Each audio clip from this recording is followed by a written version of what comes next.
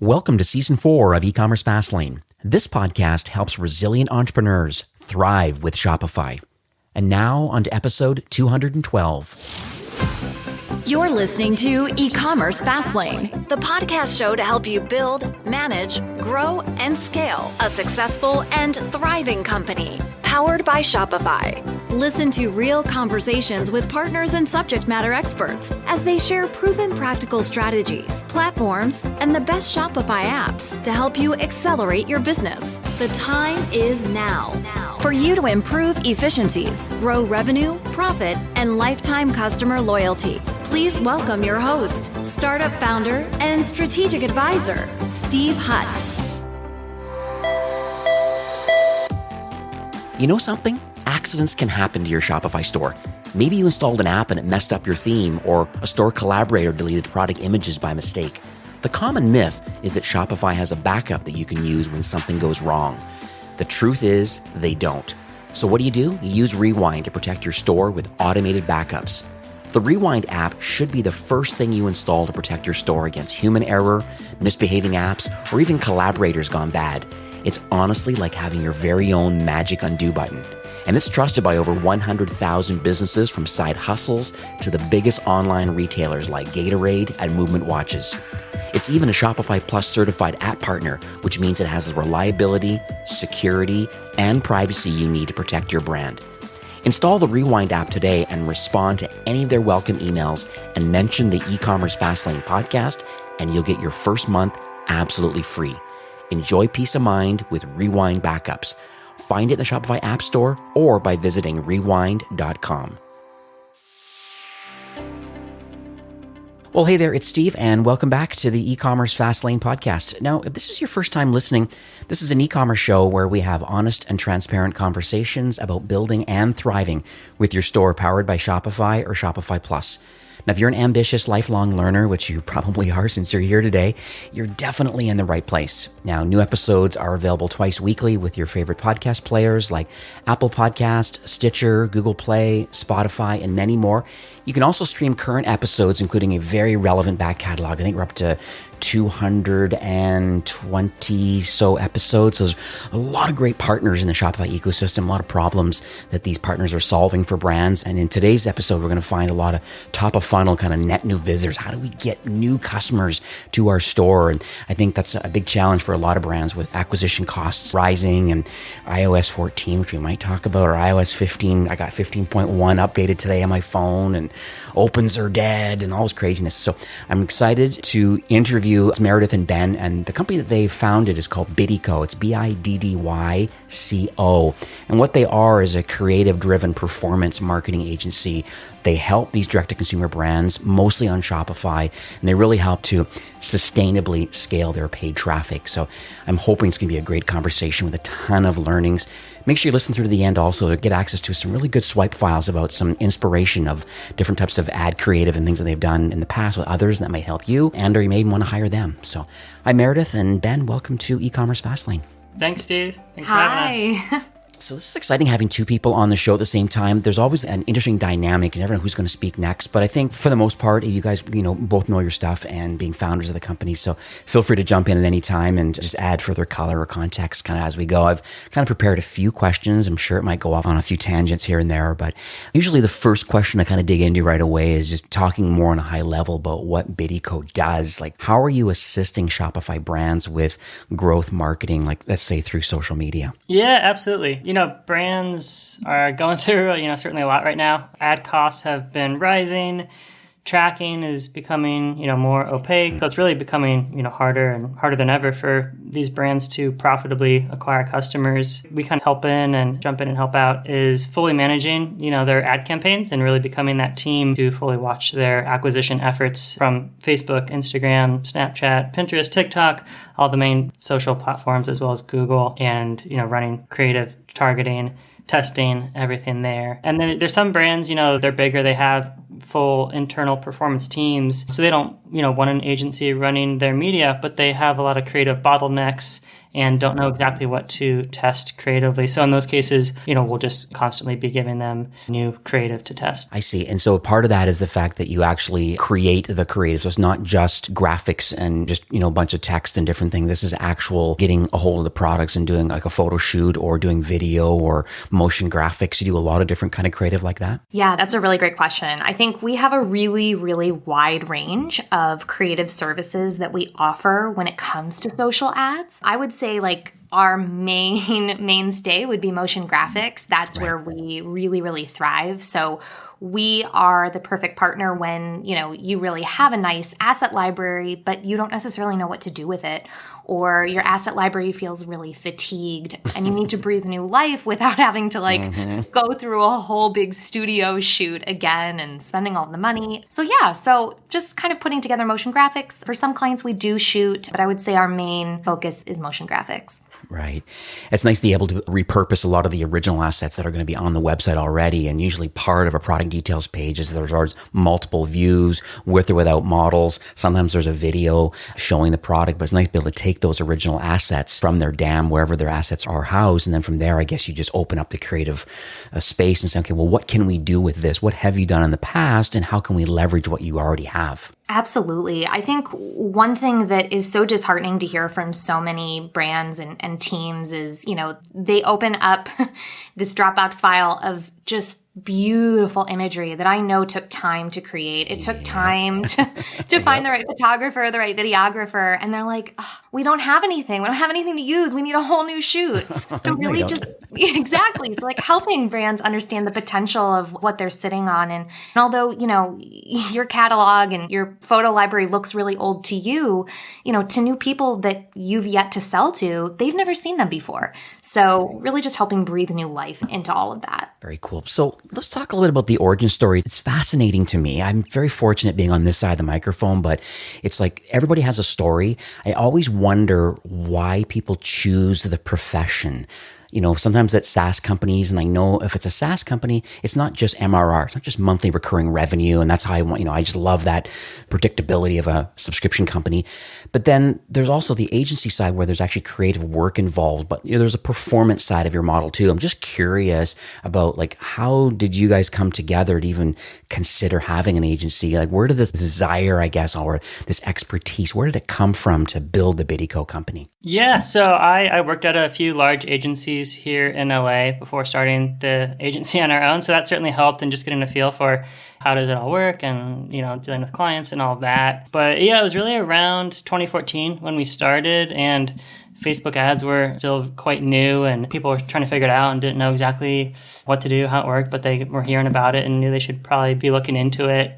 Really, Meredith's boss at the time kind of took me under his wing and was mentoring me, and he was a business coach and just was seeing, talking to his clients that, hey, people need help with this and they don't know what they're doing, and he thought I'd be good at it. So yeah, that's kind of really where it started. And when he mentioned that, I was like, oh, I've been kind of just messing around with Facebook ads for the past couple of years, which is a weird hobby, I guess, to have. But even in college, when I was graduating, I was trying to find a job, and so I was making Facebook ads targeting companies that I wanted to work at. So like Tom Shoes and Patagonia, you could target, people who work at these companies. I made these cheesy ads with a photo of my face and trying to get them, trying to linking to my resume or something. I don't know what I even linked to. So yeah, that was my first foray. Nobody hired me from the ads. It'd be a lot better story if they did, but that was kind of my first foray into everything. And then how about you, Meredith? How did you get involved in this industry? That is a great question. I initially hopped on to help Ben part-time. So I have a copywriting background. So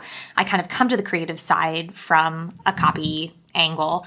And at the time, back then, that was all you needed, was just great copy and a photograph, and that was a Facebook ad. Couldn't even do video. You couldn't even do video. So cool. Obviously a lot has changed since that point in time, but I kind of got hooked. I think that what's so unique about really this part of marketing is just how fast it goes and how there really is instant gratification in terms of seeing whether something's working or whether it's not.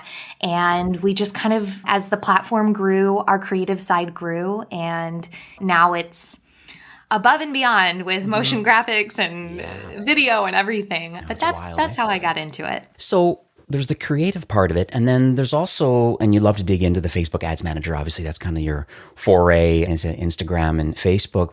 It's interesting. There's some tools out there. And I just, I'm not necessarily asking for the secret sauce, but do you find that there are some opportunity out there, or do you use in-house, either wholly made in-house or third-party leverage to deal with like maybe the AI or the machine learning part of it? Because I know that there's definitely an AI component that's built into Facebook Ads Manager. Like they really do want to spend your money, but they want to spend it kind of the most efficiently as possible. Now, the ad creative definitely makes a difference in the conversion lift that you get out of it. But I'm just curious if there's any other external tools that are part of your toolbox to kind of help a brand. You can do great creative and we can get directly inside the Facebook Ads Manager. But is there anything else externally that helps, I guess, I almost put a brand a little bit above others because they're leveraging some other piece of technology? Yeah, I mean, on the campaign side, there's really no magical button or tool that's just going to optimize That's your good to hear. campaigns and like make you get a 6 ROAS. We're primarily using just an ads manager itself. We use tools like Supermetrics, which helps you kind of like pipe in the data to, like Google Sheets, and you can do some fun analysis and things there. We have a dashboard reporting tool we use for clients to make charts and historical metrics easier. But yeah, I mean, it really comes down to just expertise of the team and the analysts and reading and interpreting data. And I guess Meredith can speak to the creative side more. Yeah, I think, creative, it's tricky because I don't really like to talk badly about softwares and platforms that make it easy for people to enter into creative. So I think for certain brands that have limited budgets and have limited hands when it comes to design and graphic design resources, I think Canva is a great tool. I think that Adobe Spark is a great tool. Do I think that they are the best? No, I think it really helps to have trained designers within After Effects who are really digging into the why, the motivation, the benefits of what's going to attract somebody to your product. But again, I think, there's varying levels. I think if you're just getting started, it's good to, maybe try Canva first. Get a sense of like, who is your brand? What does your brand want to say when it comes to ads? And then as you kind of grow up a little bit and get a little bit more traction under what you're doing, then kind of enlisting people who are a little bit more skilled within After Effects, freelancers within motion graphics and whatnot. But it's hard. There's varying budgets, and I think it's better to try than not to try at all. So Oh yeah, 100%. And I'm totally with you. It kind of reminds me from the podcasting side. Well, for years, I was always editing my own show, spending 3 to 4 hours for a 40-minute show. And yes, it was very detailed, and yes, it was awesome. And I learned a ton how to use a lot of these tools. But at the end of the day, it really was the best use of my time personally. I mean, I have a book of business at Shopify. I'm a full-time Shopify employee. Plus, I also have a significant side hustle with this podcast. And it's like, enough's enough. It's time to outsource to the right people. And I think that's kind of where you fit into the mix, where, maybe there's those that are in their early stage of their maturity. And like, you have to hustle and get involved with Canva or other tools and stuff. And just be inspired on Instagram and Facebook, what others are doing in your same vertical. And then from there, it's just like, enough's enough. It's time to get some fresh eyes and some new perspective on what's exciting from a technology perspective as the motion graphics, the After Effects, and other different video tools and things that are available that are just pretty amazing, but all based on just your original photo shoot or original video footage that you've done on your iPhone kind of in the early days. There's value in all of that content. I'm sure you guys can repurpose it into something newer and fresher. So I think that's really cool. Yeah, absolutely, Steve. I couldn't agree more. Okay, awesome. So let's talk a bit about Q4. I mean, the holiday season, I'm going to say is around the corner, but it's actually not around the corner. I'd say many brands that I manage, they're actually starting right now, believe it or not. Here we are a few weeks away from BFCM. It's almost like the BFCM month almost. It's just kooky. Part of it, I think, is the supply chain problem. There's many containers sitting out in the waters right now. No longshoremen, no truck drivers. There's lots of craziness. And then you're also hearing some challenges too with, FedEx and UPS and the United States Postal Service. People are saying shop early. We're not completely slammed yet, but we're going to be slammed. So people are learning quickly that maybe I need to kind of either get out in store and buy what I need or buy it online now. Well, it's not too busy, right? So a lot of brands are starting early. What are you seeing on your end, since you're kind of merchant facing and you're doing a lot of these top of funnel, these social ads, get people new customers? Are you seeing anything specific, or is anything that you would recommend that a brand do today, if they use your service or not? Are there any strategies or any tactics that you can share that you think are relevant kind of in our current climate right now? Yeah, absolutely. I think creatively, one thing that we've seen is just in the types of sales that you're running, don't overthink it. I think a lot of brands want to get really fancy. They think that it matters. To be honest, we found that site-wide sales without codes are typically the most successful sales that you're going to run. So not to mess with tiered sales or gift with purchase unless it is like a really epic gift with purchase. Yeah. Usually like simple works better. I would definitely say that. And then also too, this is really specific to just Black Friday, Cyber Monday, but don't switch the promo. That kind of tags into the back end of just what's going on with iOS and, having to really get more momentum behind your creative and your ads without switching them out. If you keep the promo the same for Black Friday, Cyber Monday, you've got a much better chance of seeing success with your ads. Yeah, and a lot of our clients, when they first sent over their kind of calendars, they kind of were the opposite. They had a different sale every day, and we had to talk through that with them. And I'm seeing a lot of articles right now saying, hey, Black Friday, do this sale, and Saturday, do this sale, and Sunday, do a different sale. I mean, it makes sense from an email perspective. You want to have something different maybe to say each day, so that might be the reason. But from an ads perspective, that's probably the worst thing you could do over that time period, just because there's really no way for your ads to gain momentum, to get traction, to really get going, because by the time your ads really kind of get moving and grooving, the day's over, your sale's done, and you got to start over. So from an ads perspective, again, just keep it simple. 20% off, 25% off site-wide sale. Run it Black Friday through Cyber Monday. And that's going to probably be a lot easier on you and your team and a lot of less headache. Probably going to perform better overall. One thing I'd add too, comes up quite a bit with brands, that they are driving traffic either with current ads, organic, word of mouth, whatever the vehicle is that gets people to their website, with a 2 or 3% conversion rate. 95 to 97% of the customers are just leaving. And I'm telling people right now, like, now's the time. We've probably done it months ago, but you should have maybe push notifications turned on. So at least getting that push opt-in, thinking about exit intent or some kind of modal or pop-up of some sort. This is more on-page things of existing traffic, but like getting an SMS opt-in, or, using a tool like Gatsby to get the social footprint, like, get the Instagram handle opt-in so you can see how big they are, like from a social influence perspective. There's so many interesting tools out there that I think if you thought about it now, and you still have time right now, if it doesn't have direct impact over BFCM, at least the massive amount of traffic that's going to be happening, you're getting opt-ins, you're getting SMS and emails, you're getting them into, and this is an asset for your company that could be leveraged post BFCM. Absolutely. I know you're asking the question, Steve, but I'm curious, what's Gatsby? Well, Gatsby.ai is a tool, and I interviewed Brett, I don't know, maybe a couple months ago, but it's a really neat tool that it works basically in tandem with Klaviyo. And so Klaviyo is kind of the most popular kind of email marketing platform for Shopify brands, along with OmniSend. I want to make sure that I throw them out there too. They are a great tool. But these two softwares connect really, really tightly with Gatsby, and all Gatsby does is they're connected with the API directly to Instagram and Facebook, so they allow for the Instagram handle to be the opt-in, along with potentially a phone number or an email. You can choose the modal and type of pop-ups, but it all works in conjunction. The value that a brand owner gets is that the pop-up, instead of like, hey, give me your email address for 10% off or some kind of VIP coupon, instead of doing just that, if you use the Gatsby tool, then all of a sudden you get to understand the social footprint of your site visitor. They're not necessarily a customer yet. And then from there, they have access in the back office to be able to decide, well, how do I want to work with this person? You could create filters and saying, hey, if they have between 5,000 and 50,000 followers, I think there might be an opportunity here that I might want to work with them. And I think a lot of brands forget that there's a lot of people who don't shop with you yet, might shop with you, but if you were somehow able to reach out to them, imagine social ads. Another great example where there is a connection with that. You can create social ads to find new influencers thanks to Gatsby, because you've looked at the social footprint of Facebook and Instagram and going, if they're a customer or not, you understand the tagged, logged in kind of experience, but then you can choose to have almost like a retargeting ad going directly to that influencer and saying, hey, we see you showed up on our website and blah, blah, blah. There's so many different opportunities out there, but Gatsby.ai. Very cool. Awesome. Yeah, really neat tool. Anything else about Gatsby, or should we push on? I don't know. No, I'm just curious. I was looking for new tools and apps and everything to check out and recommend to folks. So yeah. Listen to my show, my friend. Like 2 shows a week. I learn so much from these tools that are connecting to Shopify and some of the amazing things they're doing.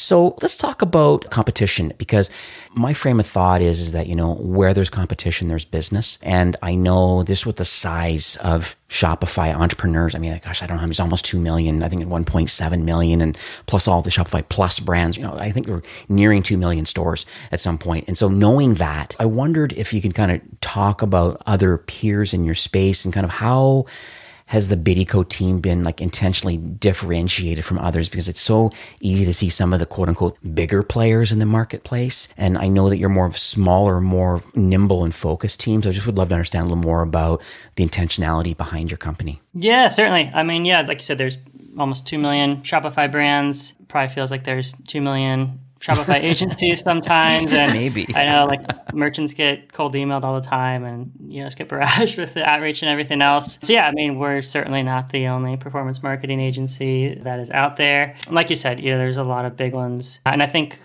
speaking to size, I think that is one of our advantages. Most of the go-to agencies in the space, they're 100 and 200 people. They've got 250 to 400 clients.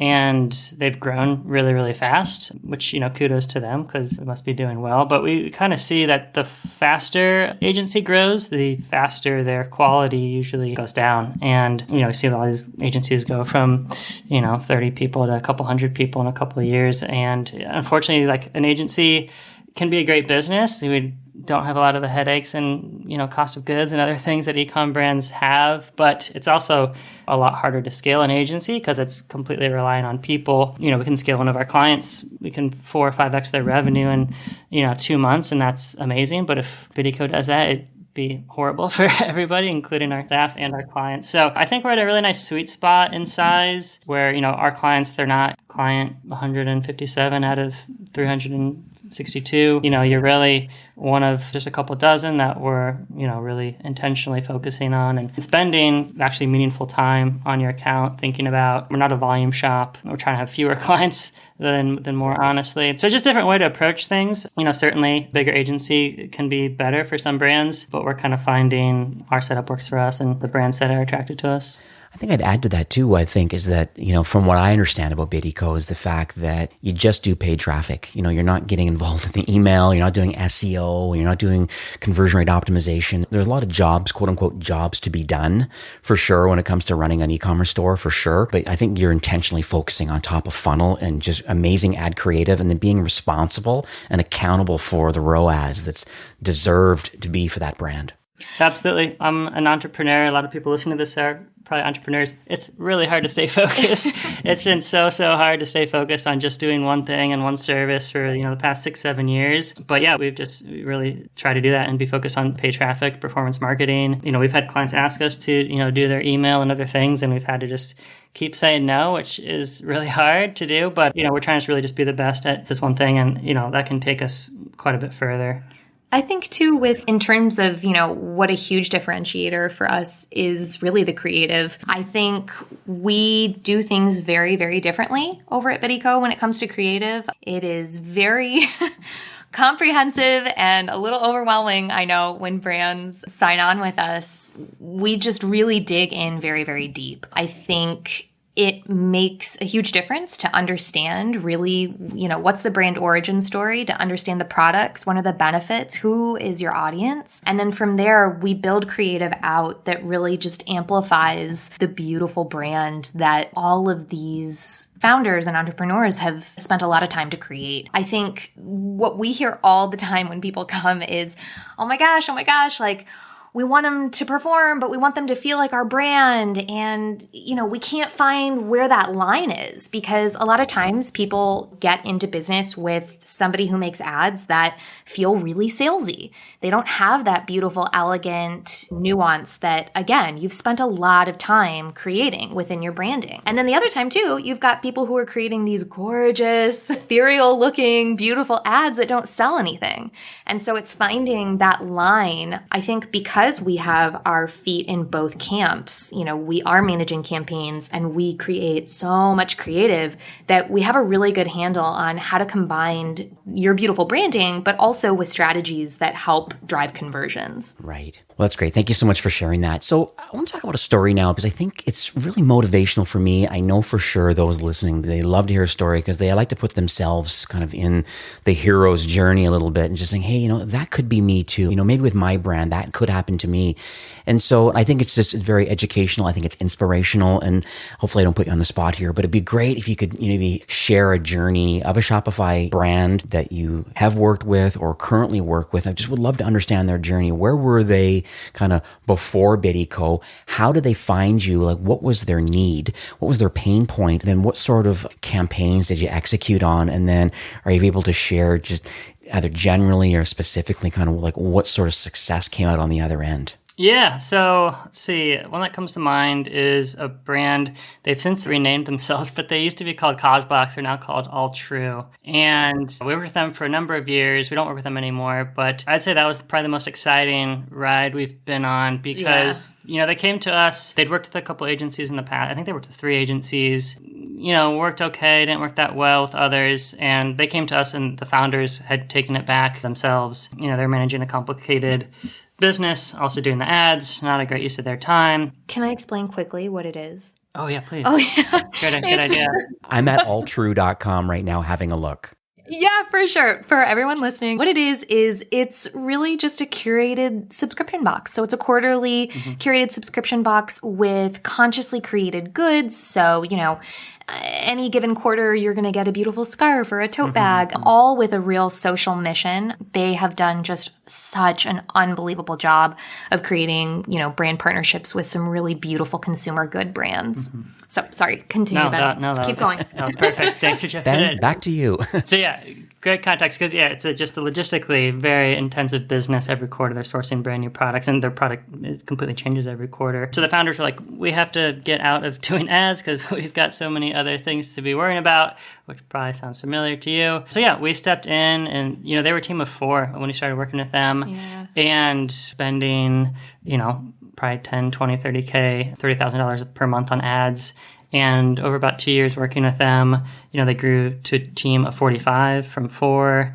We more than 10x'd their subscriber base, paying subscriber base. They raised funding. I don't think it's public how much they raised, but substantial amount of funding. So just really transformed the business. We were just spending a ton of money. Certain days we were spending basically buying a car each day and ad spend is pretty insane. So just rides like that where, the numbers are cranking, everything's working, you're texting each other back and forth and things are moving fast. A super fun one because, the products were amazing. They're socially conscious. They were great for the environment. They were promoting some really special, and small brands too. So that one just felt really good. Every grabber you got, it just felt good. And just seeing a small business really succeed. Yeah, this is lovely. And I'm actually looking at their Instagram feed right now, and I'm sure that you had a lot to do with what I see here today. And it's very impressive and very on brand when I go to their homepage and have a look. Actually, even Sheena Brady, who works for Shopify, was a lead at Shopify here. And she has a company, she's a tea sommelier. She has a company called Tea's Tea, and she's one of the founders. And I see that she's actually even on their Instagram feed. So this is really cool. Thanks for sharing that. So how did it all flush out in the end? Any kind of aha moment at the end of kind of working with them, and maybe in lieu of the other agency partners that they had in the past came on board with you folks, and then kind of what happened on the other end? Yeah, so I don't think this is what the turnaround was, like a total game changer, but just kind of a funny anecdote that did help with performance. But there was one video where a woman on their team recorded a video kind of talking about some of the products that we were using. And it was kind of a unique shirt that she was wearing. And I don't think it was anything. It was a great shirt. Hannah wore a great shirt. I don't think there was anything particularly weird about the shirt. But in the comments, the shirt went viral. Were just going crazy. Some people hated the shirt. Other people were defending the shirt. And it just turned into this, Shirtgate. It just snowballed. And there was like thousands of comments and people going back and forth. And it just showed the power of, one, controversy, but 2, just engagement in your ads and getting people talking and giving them something to talk about. Even if it, they weren't selling that shirt. But that ad did really well just because the click-throughs were insane. The engagement was great. There were so many comments. So maybe that's my takeaway is buy a weird shirt and wear it in your ads. But that was just one funny thing we found. Yeah, that's lovely. So if someone makes a choice and they're saying, hey, you know what, I've kind of exhausted my creative abilities and I really do want to hire an agency. And, they're listening to this episode right now and thinking, hey, wait a sec, is there a possibility that maybe I can have you folks take over your top of funnel? You're just driving net new visitors. Like, what's the onboarding and process? Because I know you mentioned, hey, it's kind of laborious. There's lots of things and branding and there's a lot of stuff that I think you need to get ahead of time.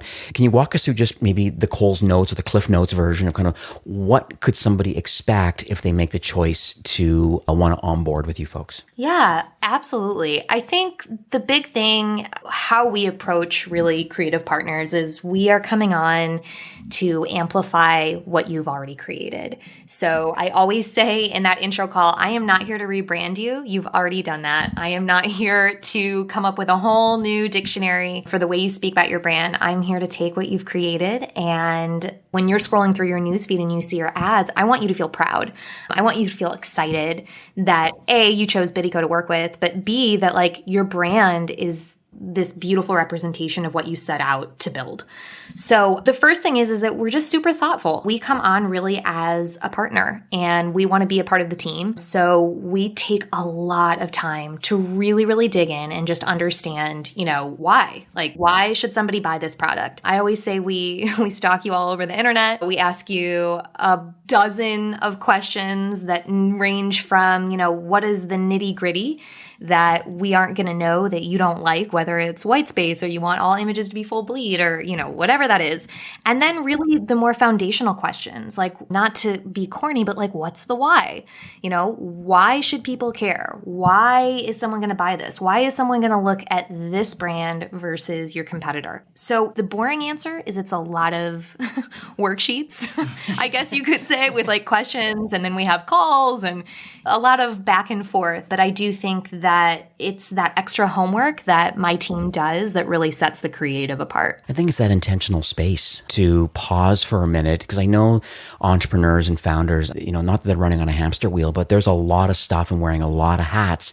If you can take the intentional space of a few hours to kind of really understand and analyze what got you here isn't, it sounds kind of cliche, but what got you here isn't going to get you there, and wherever that is, continuing up. And if you take the intentional time to pause, think about your brand. You're not going to rebrand it, but can we leverage what we have? Let's understand your brand. Why are we buying from you? And then, as you said, how are you differentiating to others? And can we highlight and position that accordingly in ads that people say, and that's their aha moment, and that's the reason for taking action, is based on understanding the brand. It's hard because the founder knows the brand, but they're lost in the forest for the trees, so to speak, where you come in and it's like, boom, no, let's understand it. And then that's really cool. I really think that's a great way of onboarding someone. So we are nearing the end of the show, but I really want to think about and ask a little more about the future of Biddyco. You mentioned you've been very intentional for the last, 7-ish years, top of funnel. Are you able to talk about your North Star, I guess, getting into 2022 and beyond? I'm just curious about like any partner alignment or like growth plans, other verticals. Are you getting involved in, I'm just thinking out loud here, are you getting involved in CBD and regulated markets or alcohol? Like there's all these different things that are very unique when it comes to social ads. I'm just curious where you're going to put your flag in the sand. Yeah, absolutely. I mean, I think the short answer is just keep kind of doing what we've been doing. We're looking to stay focused and sustainably grow. Speaking of what we were talking about earlier, I don't imagine we'll add any new services, so keep me accountable and make me keep saying no. But we're really just looking to, find more clients who have great products that we can feel good about, promoting and getting into people's hands. You brought up CBD. Yeah. I mean, we have 1 or 2 CBD clients. If you asked me a year ago, I would have said that's going to be a huge category. We found it can be successful, but it's just so much more work. So that probably won't be a huge area for us. I think the biggest new addition will be the creative only side, which we mentioned. A year ago, that was probably 2% of our business, and now it's about 20% of our business. So for brands that are running, the media side in-house or have a team or the founder wants to keep doing it, but really have a creative bottleneck, their designers are busy doing email campaigns or working on the side, or they don't have any designers. People are seeing more and more that the creative is the differentiator, and, it's what a potential customer sees as they're scrolling through their feed. And if you don't say the right things, they're going to keep scrolling. And if you don't hold their interest, they're not going to click through to your site. So creative only and helping brands get conversion focused creative, will certainly be a bigger piece next year. One thing I think about too is like, how do you become the natural choice for your customers, right? And I think staying in your lane is important. This podcast, not about me, but the podcast has been doing so well, like just beyond my expectations. Like tens of thousands of people listen to episode every week. It blows my mind, but part of it is the fact that I don't talk about the entrepreneurial journey. I talk about what agency and SaaS founders are doing to help Shopify brands to grow and scale. Like what specifically are you doing with a piece of software that connects to Shopify, or if you're an agency partner like you are, that takes care of, in your case, top of funnel, net new visitors with awesome creative and understands their brand story. I mean, knowing what you do, that's why you're going to continue going down your lane and do so well. And that's why I think you should be the natural choice in that area. Because, we talk about these larger agency partners. I don't want to discredit them at all, but they are a Swiss Army knife of all things digital marketing. That doesn't necessarily make them great. That just makes them a wide net that's being cast out there. I wouldn't be surprised for a lot of churn for employees inside larger organizations too, versus, probably as opposite of what's going on in the culture that you built inside your company. Yeah, we're seeing a lot of jack of all trades, masters of none. That old kind of quote. Trying to be the opposite of that as much as we can. Well, that's lovely. So let's talk about how people can learn more. I mean, we've talked a lot about your services, but where do you want to direct your traffic today? Those listening, where should they go, and what sort of things would you like to offer the listeners today? We kind of mentioned a little bit at the beginning of the show about some ad creative, but just curious on kind of where you want to leave off for the end of the show today. Yeah, so we actually put together, I know we've been talking about creative over and over, but this is audio, so no one really has an idea of what we're talking about. Yeah. So if you're interested to see some of the ads we've made, our ads that we're seeing perform well right now, we made a deck with a bunch of examples of different creative we put together for a lot of different Shopify brands. You can get that at biddyco.com. That's biddyco.com/fastlane, so that we know you came from Steve, and that's how you can find the deck and request access for that. Beautiful. Well, thank you for that. I think that'll be really inspirational. I'm looking forward to seeing it myself. Like I mentioned, I have a book of business too, and they're always trying to, how do I drive some net new visitors? And proven it that really is understanding the brand and then creating some really interesting, unique, creative, always be testing. And not everything's going to be like a home run, but it's the iteration and just keep going and keep pushing through. And I just appreciate that. And the fact that you've intentionally chosen to be more of a smaller agency, but more focused specifically and more intentional. I just really appreciate that. So thanks, Meredith and Ben, thank you so much really for coming on the show today. Thanks for, I'd say, putting your flag in the Shopify sand, so to speak. I look at some of the brand logos that are on your homepage. It's very clear that there's a lot of direct-to-consumer brands that you've had the opportunity to work with over the years and take a small part of their success based on some of the creative work that you've put together. And just wanted to thank you for helping those brands. And thank you for anybody listening today. If you want to take up Ben and Meredith up for their offer, check out their website, biddyco.com, and then check out this ad creative. But thanks both for coming on the show today. Thank you so much, Steve. This has been so fun. I know now, I'm looking forward to going back into the backlog of episodes to listen to way more. There's a lot to learn. All right. Well, you both have a great afternoon, and thanks again for coming on the show. Thanks, Steve. Awesome. Thank you. Now, this episode was brought to you by the team at Rewind.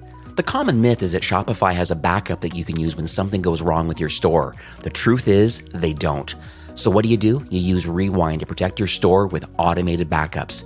The Rewind app should be the first thing you install to protect your store against human error, misbehaving apps, or even collaborators gone bad. It's like having your very own magic undo button.